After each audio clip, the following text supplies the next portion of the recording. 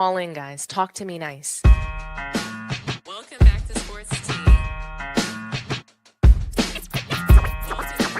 Welcome back to Sports Tea. Talk to me nice. Nice. Call in, guys. Talk to me nice.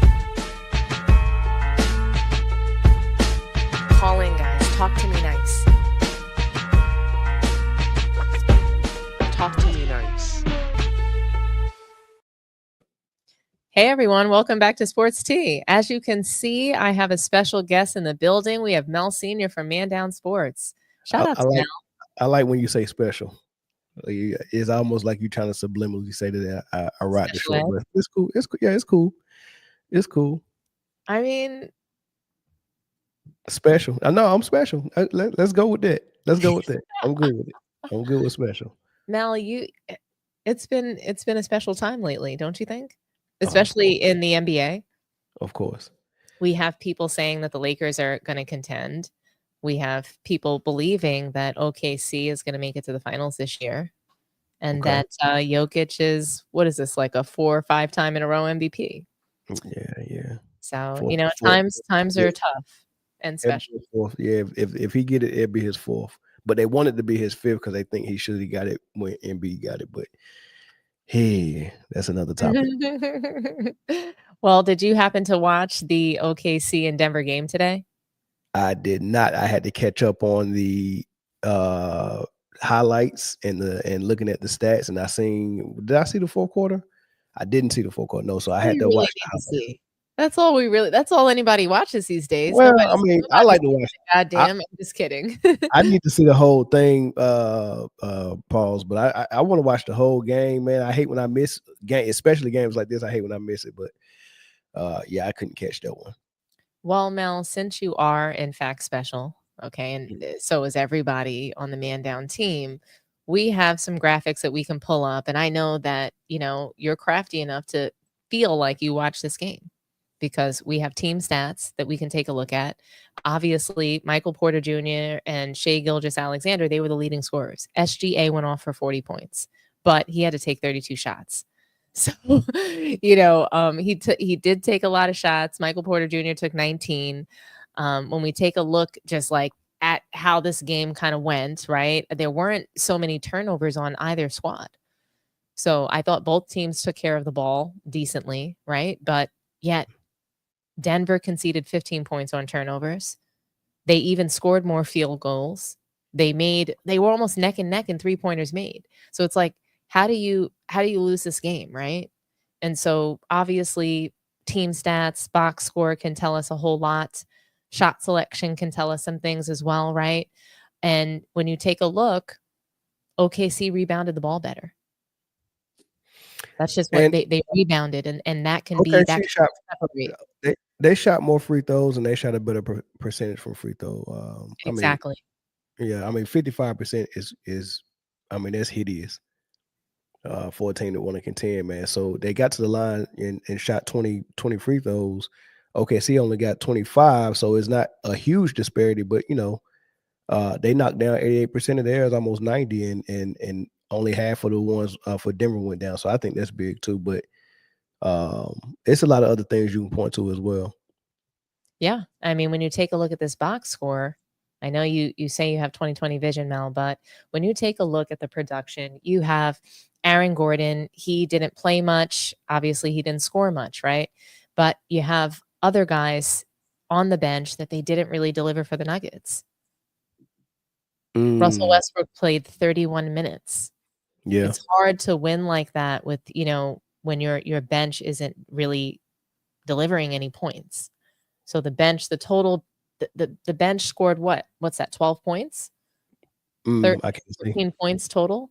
So you need a little bit more from your bench. Let me see. Let me look at my phone. Yeah. So 4 from Westbrook, 7 for Pickett, 3 from so 14 from the bench. Yeah. But they had 4 people in double figures from the starters, and they all showed up. You got 24 from Porter, you got 19 from Bron, 17 from Jamal Murray. It wasn't a huge game for Aaron Gordon, but he's your rebounded defensive guy, lob threat, whatever. So he's not going to go off, many games. But 4 guys in double figures, including Jokic, I mean, they did enough to win. I mean, the bench ain't gonna be playing crucial minutes anyway. They only played 3 guys off the bench more than 10 minutes. So I mean, you're not going to get a lot of bench points. I think this just boils down to the better player right now is on OKC. The team that plays the better defense is on OKC, and the team that's more determined and just playing better basketball at the moment is OKC. So that's what a win went. And you know, it is what it is. I mean, when you take a look, when you talk about defense, Chet Holmgren, he had 4 blocks. Mhm. SGA had 3 blocks as a guard. Alex Caruso with another 2 blocks. Wallace had 3 blocks. So, and their bench did deliver more. So you had 4 guys. Shea had 3 blocks too. Don't forget the MVP. He had 3 blocks as well. That I said, yeah. Oh, SGA okay. had 3 blocks. Oh, okay. And I ain't so, hear that part. you know, they also had 4 of their starters in double figures, but their bench scored more. You had Jalen Williams with 9 points. You had Alex Caruso with 8, Isaiah Joe 4, you know, Wiggins another 4 points, Wallace 5. Like almost everybody scored except 2 people. And those 2 people, they didn't really play much. They played 1 minute and 4 minutes respectfully. Yeah, but they play their bench though. You know, 18 minutes for Wiggins, 16 for Wallace, 16 for Caruso, 12 for Joe, and 9, almost 10 for Williams. So they had 5 guys off the bench almost get 10 plus minutes. But is Right. this mismanagement though on coaching for the Nuggets? When you have Westbrook in for 31 minutes, you've got Najee in for 23 minutes, but they didn't really produce. So did they produce? And when I just take a look at their box score, you know, I mean, they didn't really do much, even defensively. Russell Westbrook got rebounds. So, you know, he crashed the glass and, you know, kudos to him for that. But, you know, could we have spent the calories somewhere else when we take a look at coaching, you know? I don't know. I mean, sometimes you just got to tip your hat off to the other team for having a good game plan to kind of shut guys down. Like I said, OKC, you got they top 3, top 5 in almost every. They top 3 in almost every defensive category in the league. So, I mean, Lou Dort is a handcuff at the perimeter. Shea Gilgeous-Alexander is a great defender. Holmgren is a rim protector. Hartenstein is a rim protector and a good post defender. I mean, they got defense all over the place, and they all want to strap up. So it's different to look at their bench and point out what they didn't do or what they didn't produce. But at the end of the day, it's gonna come down to what your starters do. And the game was close all throughout the game, and then in the fourth, OKC just pulled away. That's not bench. And I You think get we what need I'm to saying? take a look. I agree with you. And I think that we need to take a look at that, especially you can see it in a shot selection perspective. So, you know, when you take a look at, and let's just go head to head, right?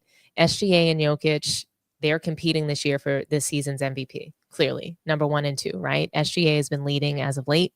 And when you take a look at what SGA versus Jokic did in this game all game, you just see that SGA made more shots. He outplayed everybody on the floor. He was just better on the court. He made more baskets, period. And then when you take a look at both players just in the fourth quarter, SGA doubled Jokic's production in the fourth quarter. And the fourth quarter, I think, is what really separated their team and SGA in this game. Because when we take a look at the fourth quarter, Mel, you see all players. Look how they delivered.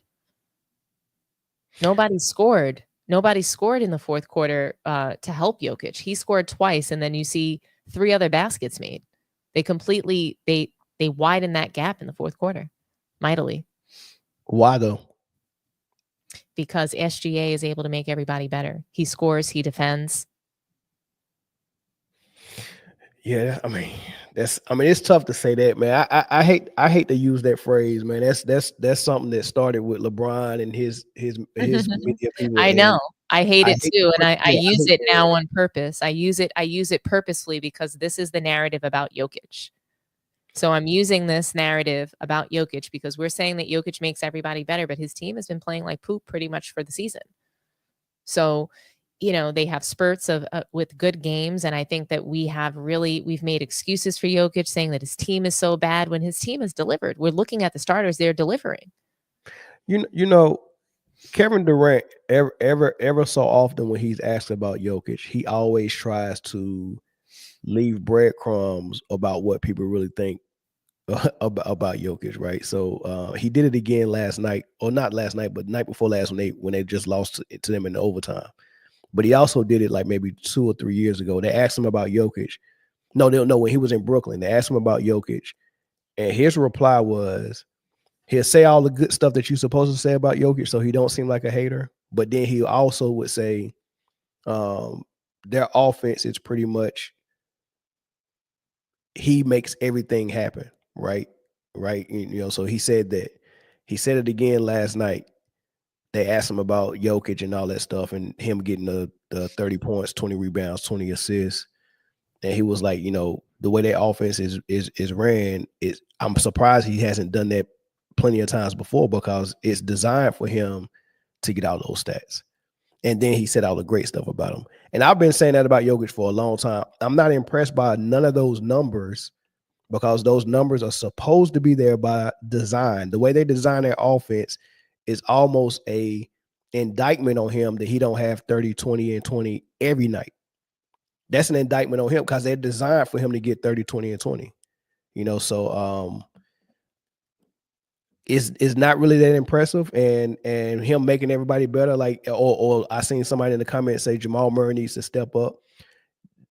The way Denver is playing their offense, they're making it very easy for Jokic to get his numbers, and they're making it very hard for everyone that's supposed to be helping him to get their numbers, because what Jamal Murray can do very well, it involves him having the ball in his hand, right? But they've prioritized Jokic having the ball in his hand over Jamal Murray. So you're going to put me in a phone booth and then ask me for all the help.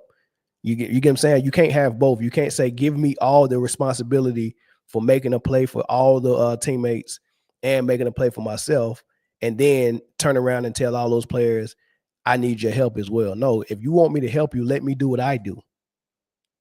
You get what I'm saying? When have you seen Porter use his skills with the ball to make something happen? Or is it always catch and shoot situations or slashing? Aaron Gordon, catch and shoot or slashing, catching lobs. Michael Porter Jr., catch and shoot or slashing. Jamal Murray got a little bit of freedom, but only when Jokic is saying it's your turn. You can't ask people for help when they're in that type of offense. I agree. I mean, that's why I don't believe in the point forward role. I think it's something that's overused and overhyped, and it puts players in a position to look like they are delivering so much for their team. Oh, they put the team on their back. That's usually what happens, right? And then the rest of the team, nobody else is getting any points, rebounds, or assists. And if team assists are not, going up in the right, if you're not leading an assist, then what does it matter if you're doing everything for your team? If nobody else, they got out assisted by OKC tonight. OKC had 25 assists. Denver had 22. If the perfect way to play is having Jokic be the hub for your assists and your distribution, cool. But at the end of the day, the team they're playing, especially if they're contenders, are out assisting them as a team. Yeah, but go right ahead and get Jokic 20 assists, and your team is only getting 22. Good luck. That's an issue, and so I think that these stats are designed to look inflated, right? So they're inflated stats essentially, and then you turn around and nobody else is coming along with you.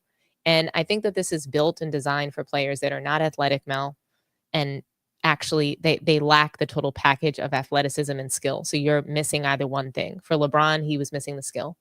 For Jokic, he's missing athleticism. Same thing for Luka. And so, and what's crazy is that, Luka and Jokic are consistently compared to each other. I know you watched Lakers versus Celtics. Did you hear the announcers? Did you hear Richard Jefferson over and over again comparing? I thought it was absolutely disgusting, and nobody called this out. Like, why are we talking about, we're talking about Luka Doncic and his back? Same thing happened to Jokic. Why so that because they're both foreigners, because they're both European, because they're both, leaders in the FNBA, they just walk around with the same injury? Did that make any sense to you, Mel? No. Setting the stage for excuses for both of them to be either not in the finals or not true contenders. It's just, it's laughable. Like Richard Jefferson was out there saying that, making excuses for Luka and his back, and then repeatedly throughout the game saying the same thing happened to Jokic. What same thing? Is Jokic injured and I don't know about it? He might be. I'm confused. Does Richard like the same thing? They just miraculously have the same injury because they're from a European country? Yeah. I mean, they got the They're same not even injury from the because same, but they're not even from the same country, and they're both bad, poorly built, but in a different way.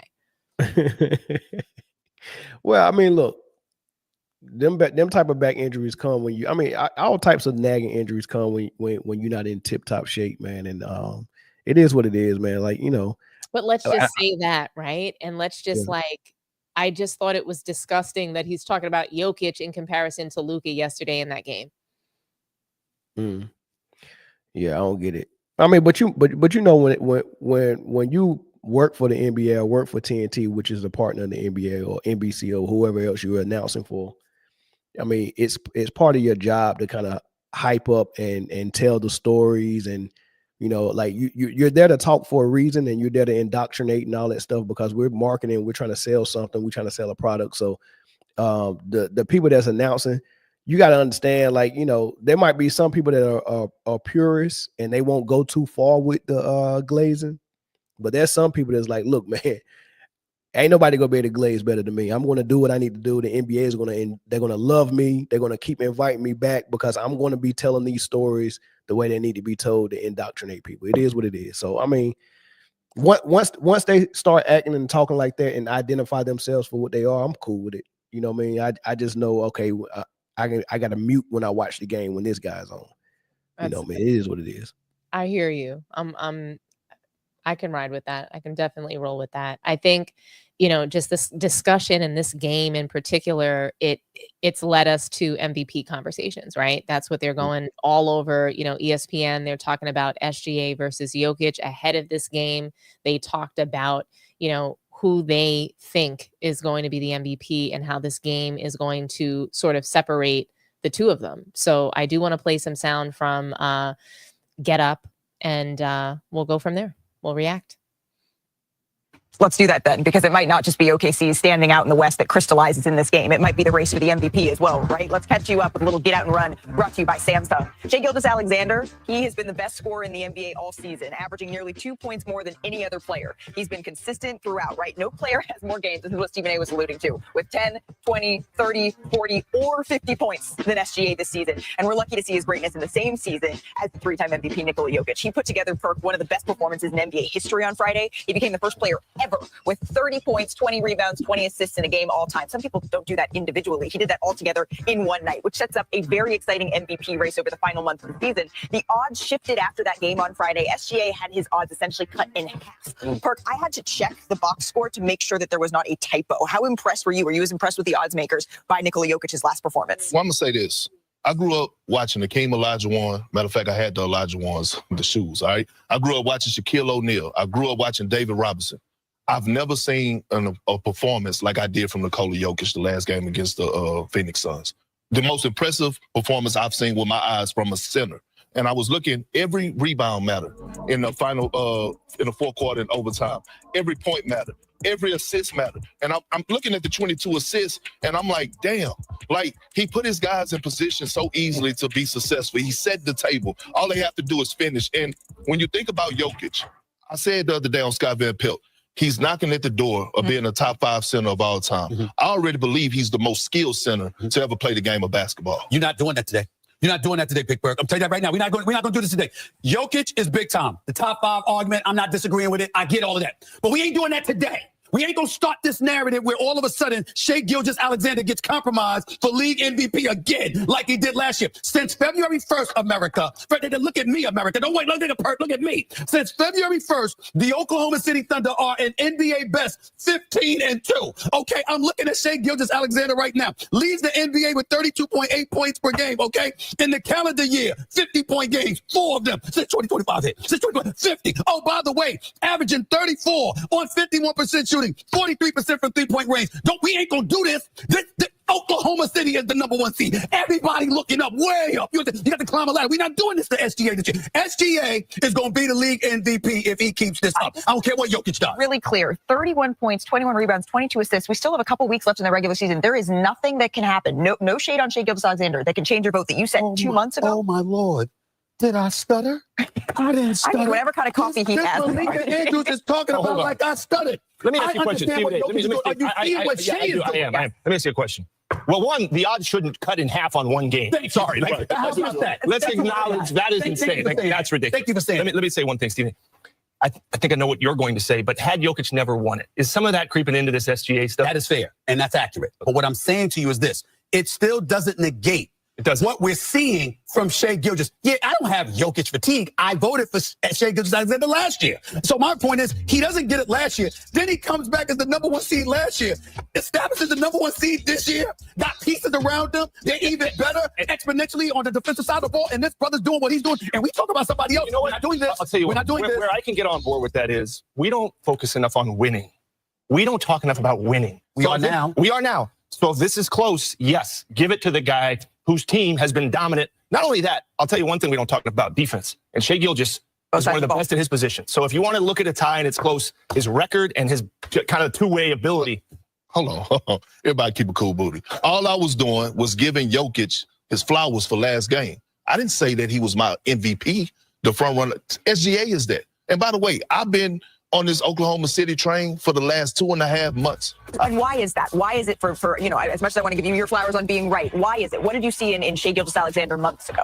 Well, I mean, it's just, to me, when you look at a leader, right, Isaiah Hartenstein being in and out of the lineup, Chet Holmgren being in and out of the lineup, this team never had a drop-off. Right. And it was solely because of what he was bringing to the table on both ends of the floor. You talk about culture. This is what culture looks like. This is what a leader looks like. This is what a franchise player looks like. Kevin Durant, that has had Russell Westbrook, that has had Kendrick Perkins, that has had James Harden.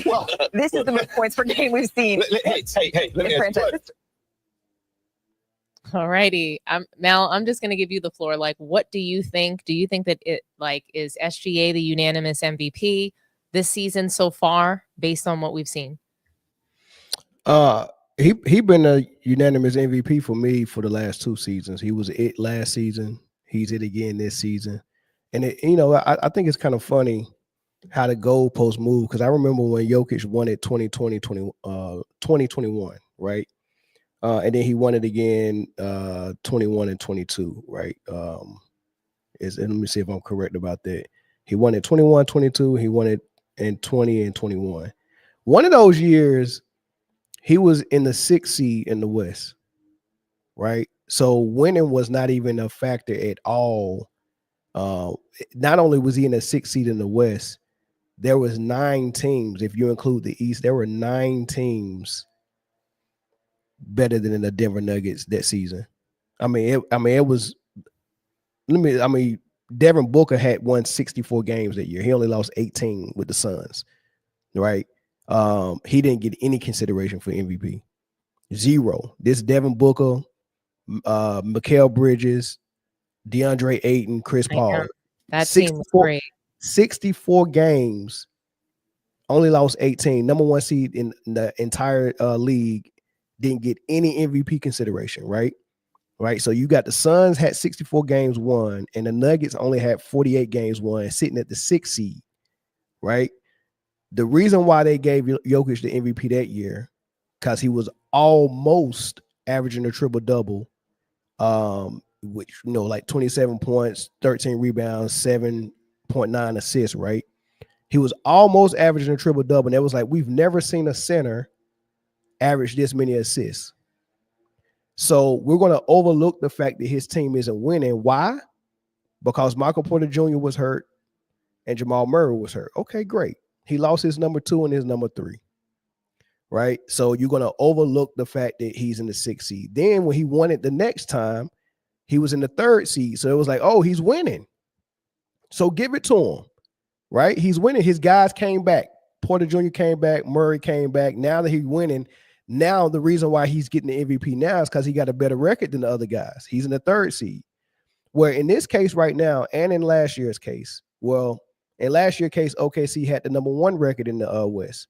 This year, they still had the number one record in the West, right? So he got that going for him, the winning. On top of the fact, remember, he lost Holmgren early in the season. He lost Hartenstein early in the season. They did not have a big man. Everybody was trying to figure out how are they going to stay afloat while they have 0 big men. And he still kept the number one record in the West until his big man came back. So his number 2 was gone, unless you count Jalen Williams as his number 2. But his number 3 was gone at the very worst. But some would say his number 2 gone. He kept it afloat. On top of the fact leading the league in scoring, on top of the fact he's a two-way player, on top of the fact he don't miss a lot of ball games. Like, what doesn't he have going for him? They're going to give him another MVP in Denver only because of triple doubles. That is it. Not because of winning, not because of anything he does on the defensive end, only because of triple doubles. And they say a center is not supposed to average a triple double, so we must be impressed. And what I would say to that is, a center is supposed to protect the rim on defense, and he doesn't do that. So if you're going to give him credit for what a center is not supposed to do, you got to take away credit for what a center is really supposed to be doing that he doesn't do on the defensive end. So that's my thoughts on it. I mean, I don't even think it's even a conversation. I don't even go below the 3rd seed for my MVPs. Like, you get 5 candidates, five guys get votes. I'm looking for all 5 of those guys amongst the top winning team. So I'm looking for Jason Tatum. I'm looking for Mitchell. I'm looking for SGA. And then once I get those winners that got legit candidates on it, then I can start going to the Jokic's and maybe Giannis at 5. Right? But it's first SGA, it's second Tatum. I would, because Mitchell numbers isn't ungodly, I would throw Jokic at 3 and then Mitchell at 4 and Giannis at 5. Okay. Well, what about the fact that, so Laker Nation is saying that OKC beat everybody this year. What about the fact that they lost that in-season tournament? Okay, they didn't have Chet Holmgren. And then you fast forward to the next time that they played the Bucks, February 3rd. Did they have everybody present there? I don't know, but I wouldn't even care. I mean, you're gonna lose games during the season, so you lose some games, cool.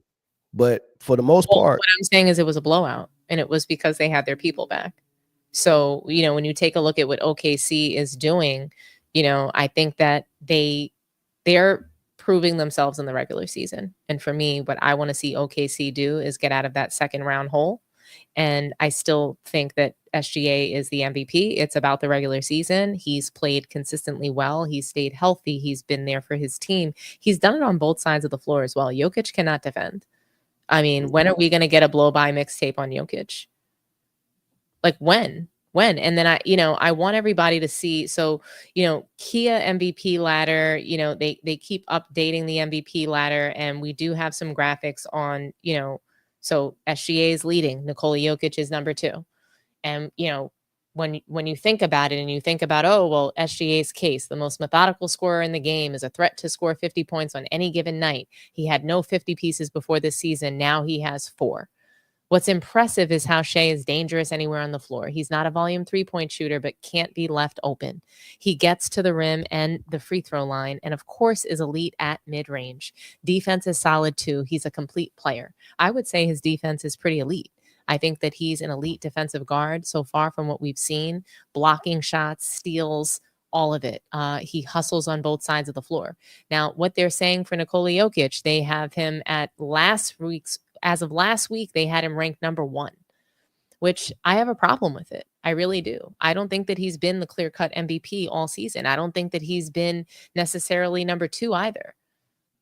I don't see that. Yes, he's been willing his team to wins. They had a nice stretch, but I don't think that they're a true contender.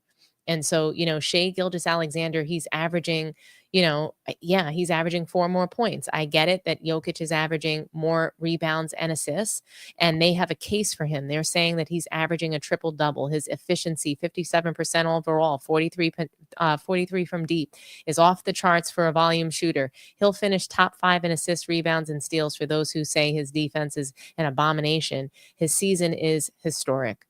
I mean, steals come from invading the passing lane, being that help defender. I mean, we see how someone can easily lead in steals. And I'm not trying to discredit Jokic, but he's not this defender, and his defense is an abomination. I mean, wouldn't you agree, Mel Sr.? He is not a defender. Yeah, a 7-footer that protects the rim is supposed to protect the rim and the paint. These steals, I mean, steals would be incredible for my big man if they were additional to your shot blocking. Like someone like Hakeem Olajuwon, he would get you 3, almost 4 blocks a game, and he'll also get you 2 steals a game. So if you're getting steals on top of your blocks, because that's what you're supposed to be doing first, you get what I'm saying? I'm cool with that. It's almost like if I don't know, let's say let's say I got a roommate, and and we supposed to be splitting the rent 50-50. So 100% your primary job is to bring half the rent, right? Anything you do after that is an additional add to it. Oh, you brought some groceries this month? Okay, cool, thank you. Right? But you can't not show up with your half of the rent and then tell me, but what about these groceries I bought? No, I need your half of the rent. So if you're a 7-foot center and your job is to protect the paint, block shots, protect the rim, I need you to do that first. Don't brag to me about some steals that you're getting. Please don't. You're playing the wrong role. You're taking my job. You're taking the job of guards. You're taking the job of wings. That's the problem that I have, in this, center, guard center role. I don't think it really works. And I don't think it's a recipe to repeat. And down here at the bottom, this is the biggest cap for, this MVP ladder discussion. Opposing defenses realize how much he means to the Nuggets, and so they're triple teaming him, forcing him to surrender the ball and demanding his teammates to win games. How many players are getting that level of respect? Just one. See above. So here's the problem that I have with that, Mel, and I don't know where you stand on it. Jokic does not need to be triple teamed. I mean, actually, it'd be better for you not to. I mean, because he got 2 superpowers. One is how well he scores in the post, and 2 is his passing. Those are his superpowers. If you want to take one of them away, just don't double him. Just have a great defender like OKC did. That had Hartenstein, and we go live with how many points you an athletic big. All you need is an athletic big. Dwight Howard do. He's fine. We saw LeBron James defending him in the Olympics. He didn't defend him all game, but we saw that. So all you need is someone with a slight burst of athleticism and maybe switch up on him. Just have everybody guard him. The Lakers even did that when they beat them. They had everybody guarding him at one point. You just have to switch on Jokic and you're fine. But only one person needs to guard him.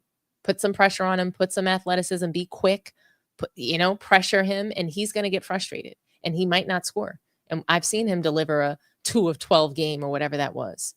So I just think it's crazy, Mel. And I don't know where you stand on this. We talk about Fat Luka. We talk about James Harden. But I mean, we have a dad bod in Nikola Jokic. This kind of body should not be able to show up and dominate in the NBA. We talk about Luka's smoking and drinking. Nikola Jokic oftentimes has beer in his hand as well. Look at this gut.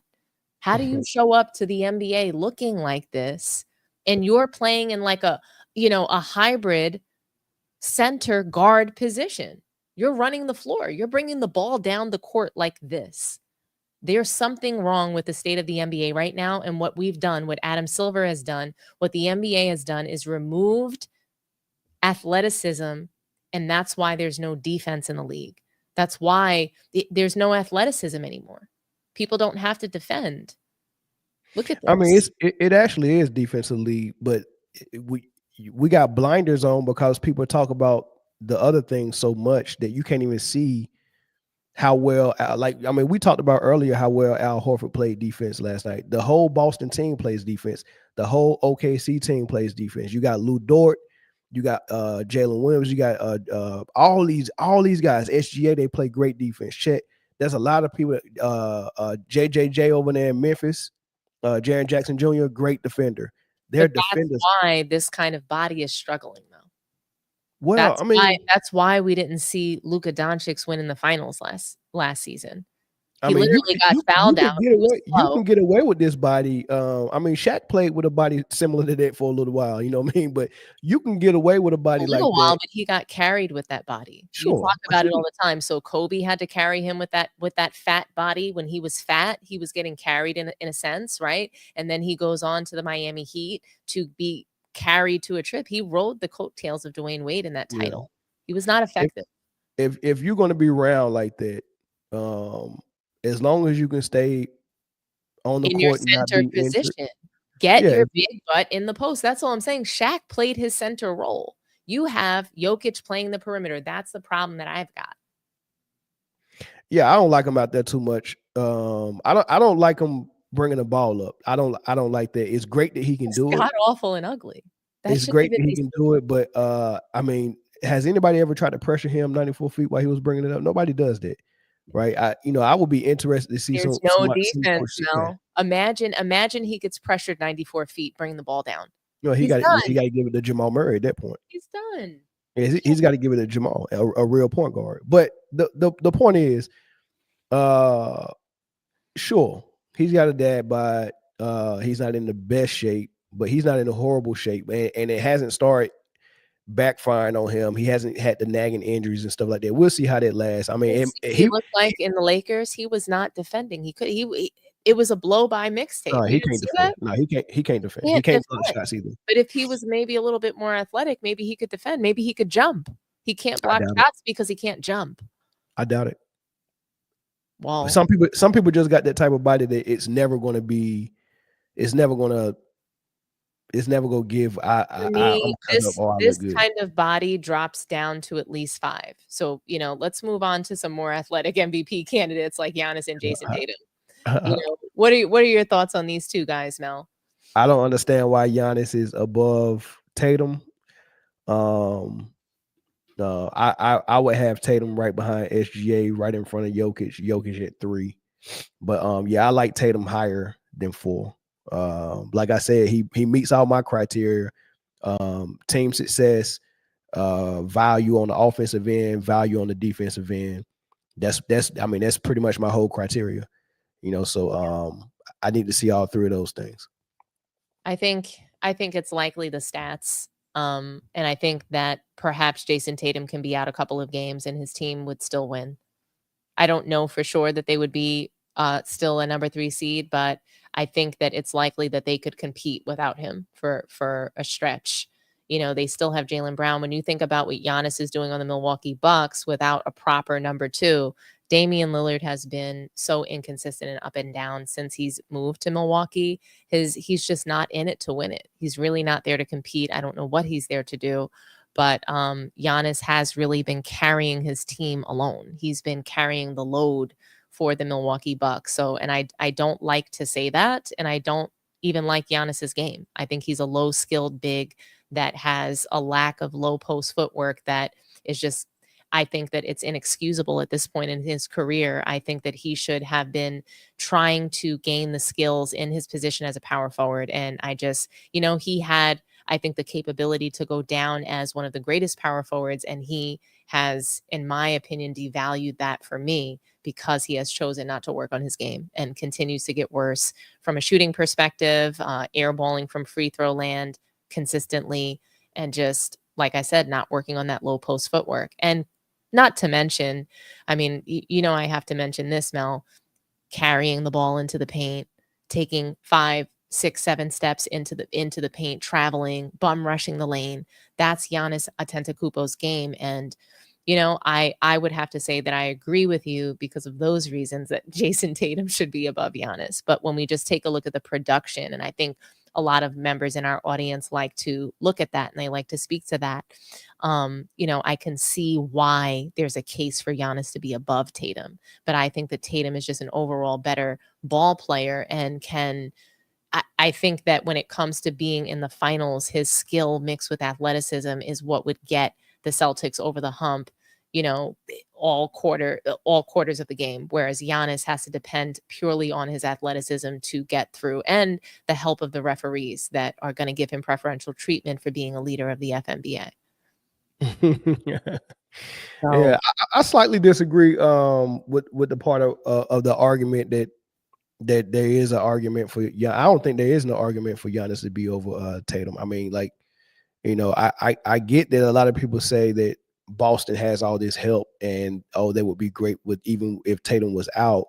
Yeah, you could say that, but that's I don't think I don't think that should ever be used in a conversation on who the most valuable player is. I really don't, because when you look at Boston, it's a lot of, I think it's a lot of just narratives that's just out there, and I think I don't know. I don't prescribe to it, but I say this, right? Boston got Drew Holiday from Milwaukee. Milwaukee didn't want him no more. They thought he was done. They got Derek White from San Antonio. He wasn't even starting over there. Porzingis came from Washington. Dallas didn't want him. Luka didn't want him. Washington didn't want him. Right? Al Horford is an old man, left Boston and came back. Nobody wanted him. Right? So all of these guys. Hosier, the number 30. Nobody drafted him. Nobody drafted Pritchard. Like, these are not these guys look good because they're playing great basketball. You get what I'm saying? They're not just individually just these great world beaters. They're playing great basketball, so everyone looks good in that system. So you would think that Giannis is doing more heavy lifting, but really all the stuff that's going wrong with Milwaukee is not the fault of Dame Lillard. We know what Dame Lillard is individually in Portland.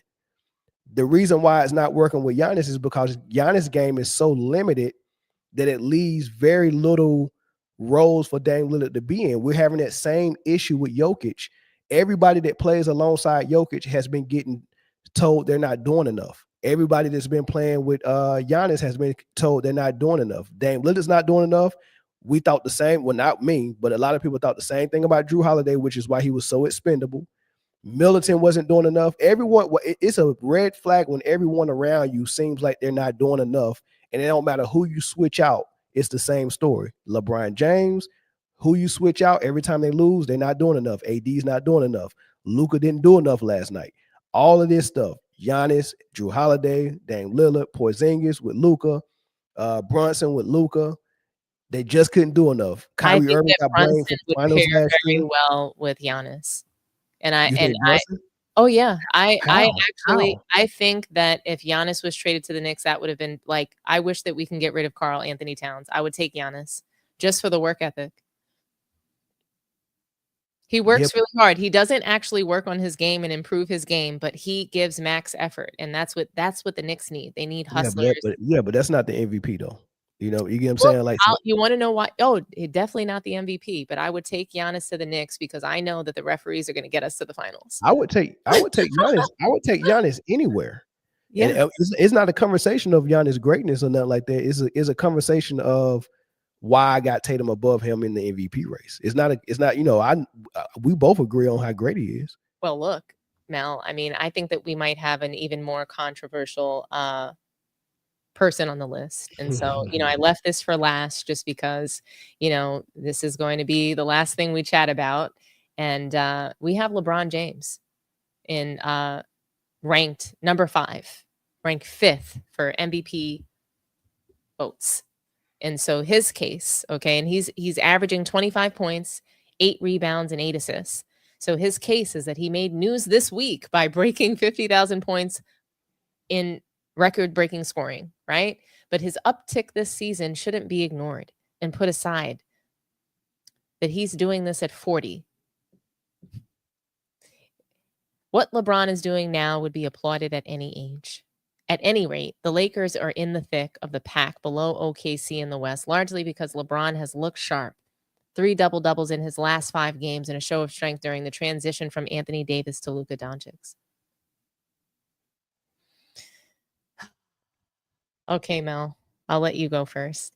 What are your thoughts on LeBron James being, in the MVP conversation? I don't think he has a case. He wouldn't get any of my fifth place votes. I would rather give it to Brunson, Ant Edwards, maybe at that number 5 spot. I mean, remember the first month or two of the season before I think AD had a nagging injury that took him out, but before AD went down, he was an MVP candidate, right? He was carrying the Lakers. the So Lakers. I've never seen a player have a teammate that is an MVP candidate while he is not, and then that teammate gets traded for another player that's always in the MVP discussion, comes over, save the season, and then somehow that player that never was an MVP candidate at the beginning of the season becomes the MVP candidate. Like, that makes no sense. Like, how was AD the MVP candidate before he got traded, and now LeBron's the candidate? Makes no sense at all. It's unbelievable. Right? It's called the La Media, and it's called paying for MVP votes. Clearly, it didn't work the first like the last 2-3 seasons, but I mean, somebody's got to take the money. Yeah. So my vote would probably go. I mean, be honest with you, I don't think we have a fifth candidate, but if we had to force one in it, I mean, because I think the 4 guys that we named before, Giannis, Tatum, Jokic, and SGA, I think they're the only 4 people that have a legit case for MVP. So I don't think we have a fifth one, but I think there's 5 guys on the ballot, so it's going to be a fifth one. I would probably give votes to Brunson, who was a number 1 for New York all year, and where are they sitting at the 3rd seed in the East? Yeah, and I mean, and he's played injured throughout the whole season. Yeah, I think I can give a vote to Brunson or Edwards. It won't be LeBron though. No, it wouldn't be. He hasn't done enough. Yeah, the Knicks at the number 3 seed, same amount of games won with they won 40 games, and the Lakers has won 40 games. So they both have won 40 games. The only difference is Brunson has led his team as a number 1 the entire season. LeBron, AD was leading as a number 1, and now it's like a toss up between him and Luka. I'm going with the number 1 who did the heavier lift, and not the guy who's recording the stats and making it look good. But yeah, my fifth vote will be going to Brunson. I'm with you on that. I would put Brunson in top 5 MVP votes this year. I'm here for it. No, I'm sorry. Mitchell. I forgot that. I wouldn't go with Mitchell as MVP. Yes, Cleveland is number 1, but I just don't think that. I'm sorry, collectively as a team, they are just playing so well, and I don't think that Donovan Mitchell has been the guy on the team. You know what? That's interesting because remember when Donovan Mitchell was in Utah with Rudy Gobert and Royce O'Neal and Mike Conley? Yep. Remember those 3 years of a stretch where they had the number 1 record in the West 3 straight years? Yes, I do remember, and they couldn't make it out of the second round. They couldn't make it out of the second round, but this is Mitchell doing the same thing he did in Utah in Cleveland. It is Mitchell. It is Spider Mitchell. Though, because he had, he was. I don't see the stat production. So, but the stat production is not there, and that's the only reason why he's not 1 to a 1 or 2. So then let's go with this. I said it was SGA. I actually got him higher. It was SGA 1, Tatum 2, Jokic 3, Mitchell 4. Okay. Right. So and then 5 was Giannis. Yeah, that's what I had. Yeah, I forgot all about that. I'm not mad at that list. I'm really not mad at that. But what I can say about, and I just want to close on LeBron's nomination for 5th place, I think that it's funny, right? Because they're giving him credit basically for balling out as a number 2 option right now. I think that he's paying for these MVP votes because he's been demoted to the number 2 option alongside Luka Doncic. Every single game, we've seen him pretty much walk off the court and into the tunnel before the game is over, because literally before the game is over, the cameras are cutting to Luka Doncic's triple-double. They're cutting to him to interview him. They're running to talk to him. And this is clearly his team now. So LeBron James has been demoted, and behind the scenes, he's going to get these MVP votes. And that's just what I believe. Because to your point, there's no possible way that Anthony Davis is considered the MVP of the team, number one option. They're running this offense through Anthony Davis, and then all of a sudden now LeBron James is getting MVP credits. This doesn't make any sense. It just doesn't add up. There's no way. And Yeah. and Luka has been getting all the credit for their wins, Mel, even though LeBron James has had like heroic fourth quarters in some of these wins. He's been carrying fat Luka Doncic at 40 years old with more athleticism at 40 years old than Luka Doncic. More power to him. Look, I know. more power to him, man. But They you want to can know have why LeBron would not get any of my votes? Here's why he would get 0 of my votes, is because Kyrie Irving should have been in this ladder if LeBron James as a number 2 option gets to be, in this. But Kyrie Irving, who was leading the Mavericks all season long without any big man, without any complimentary superstar next to him, leading, dropping 30 plus, dragging his team to wins. If Kyrie was able to pull off, I mean, because before the Luka trade, the Lakers and Dallas was right at the same spot, about that 6-7 spot. Yep. If everything would have went right with Kyrie and AD wouldn't have got hurt, and Kyrie wouldn't have got hurt, and they were able to move up to the 3 or number 2 seed in the West, like the Lakers did, I think Kyrie would have been in consideration for some of those awards, for sure. Definitely in my book. Somebody in the comment section said, "What's the criteria for MVP?" I want to give mine. You want to give yours first? You go ahead and give it, Mel, because it's so similar to mine. So Yeah. it's So just, yeah. I value defense. I value scoring as well. So, but I'm not going to limit it just to scoring on offense. So if you show me offensive value, right, and you can show me offensive value a couple of ways. Are you the primary scorer? Or are you like Steve Nash? You're the primary distributor, but you also score a little bit. You get what I'm saying? Like, but scoring has to be involved. So you got to show me value on offense, and you show me value on offense by what you produce, and your production has to actually lead to wins or lead to some way I can see how it's translating to team success. So if I'm like SGA and my value is scoring, and then I look at the OKC Thunder and see how many points they score a game and where they rank it in their scoring, and I look at their win-loss column, that's the full connection for me. That's full circle. Okay, he scores, his team scores well, and they win. That's showing value, right? And then you also have to show that same value on defense. SGA is also a great defender. What does his defense and his leadership do on the defensive end? What is that leading to? Oh, it's helping that team be a top defensive team, and it's leading to wins. Boom. So you show me value on offense and defense, and you show me the team success. Those 3 things: offensive value, defensive value, team success. Who does that the best? Like you have to show me all 3 to be a candidate. And then amongst those candidates, I'm going to pick out which one has the highest bar out of all those candidates. And so far as SGA, and it was SGA last year as well. I'm here for that criteria, Mel. I couldn't have said it any better or more eloquently myself. I do want to carve out time for just one phone call. Do you have time? Sure. Just one, guys. So we're going to throw up the phone line. Call in. Who's your MVP this season? Do you think that it's SGA unanimously, or does anyone else have like a real built-in case? Who do you think can take it and why? Call in. We're going to take one call. And I guess we can continue to read some comments in the meantime. Oh, we already have a call. Thank you for calling Sports Tea. Talk to us nice. Yeah. This is Brother Clayton from New Jersey. Hey, Brother Clayton. So what are your thoughts?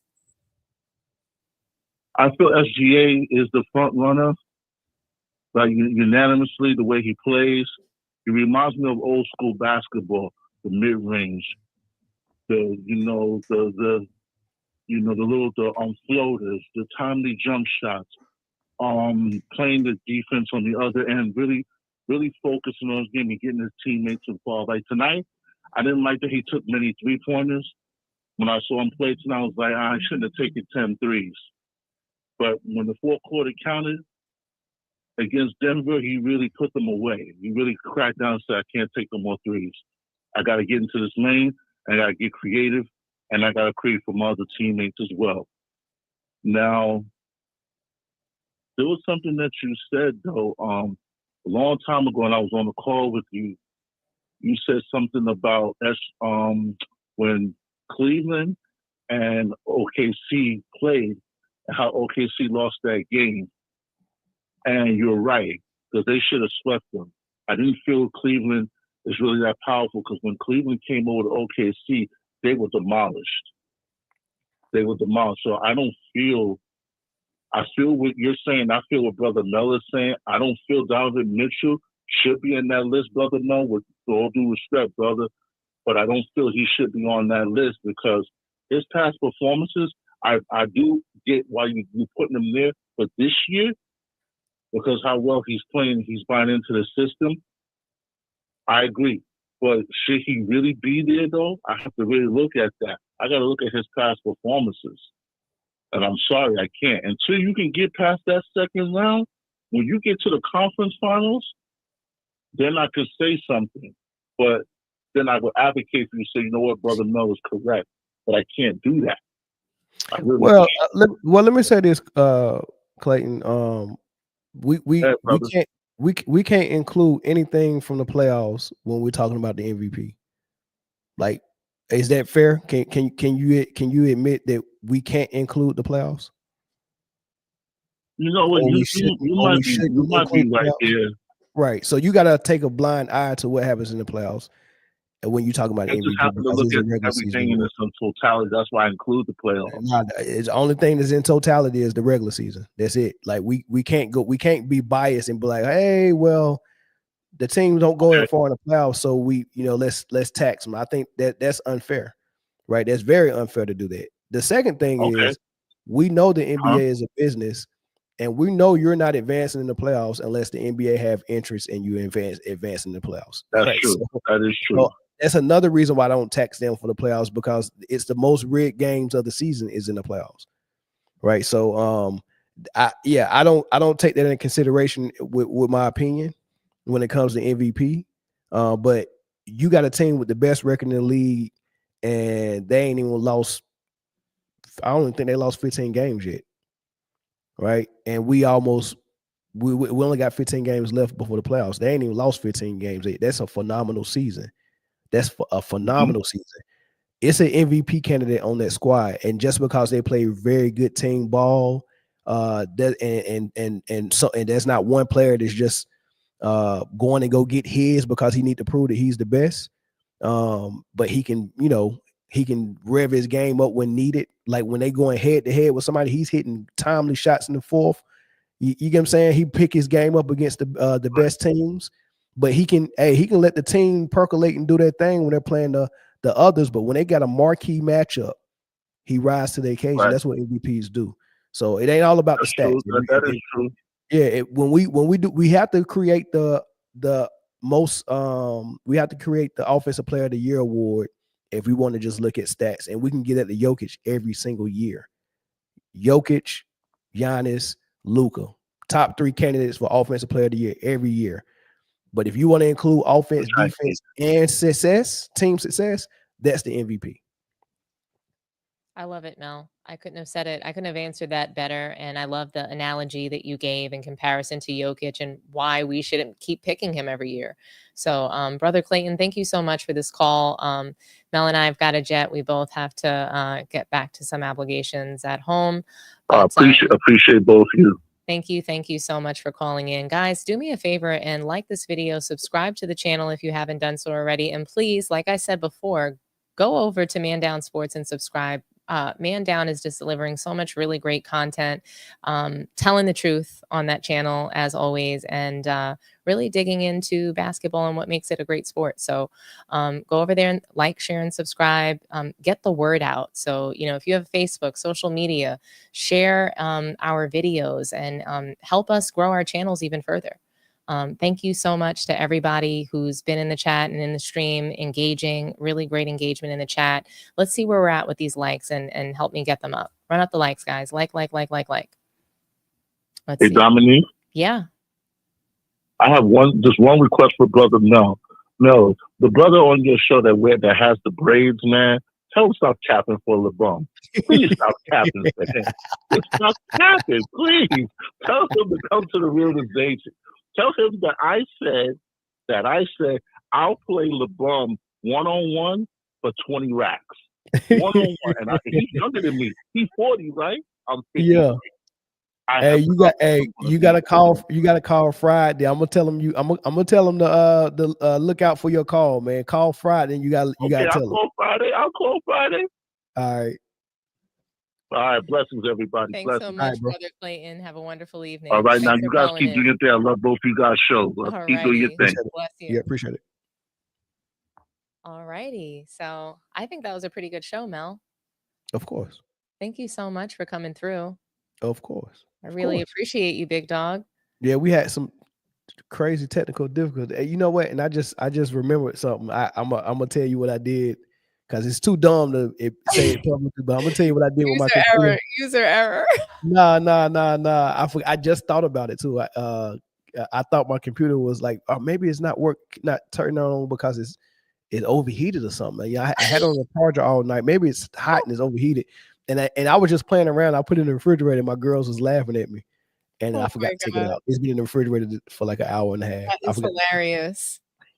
Oh my gosh. Well, on that note, we are out of here, guys. Thank you so much. Remember, like, share, and subscribe. We're only at like 60 likes, so let's get them up. So drive up the likes for us. Thank you so much. Run over to Man Down and subscribe, and we'll catch you guys pretty soon. So I'll be back tomorrow, and Mel will be back soon as well, and we'll be on Man Down together soon too. So we'll see you soon. Happy Sunday. Peace.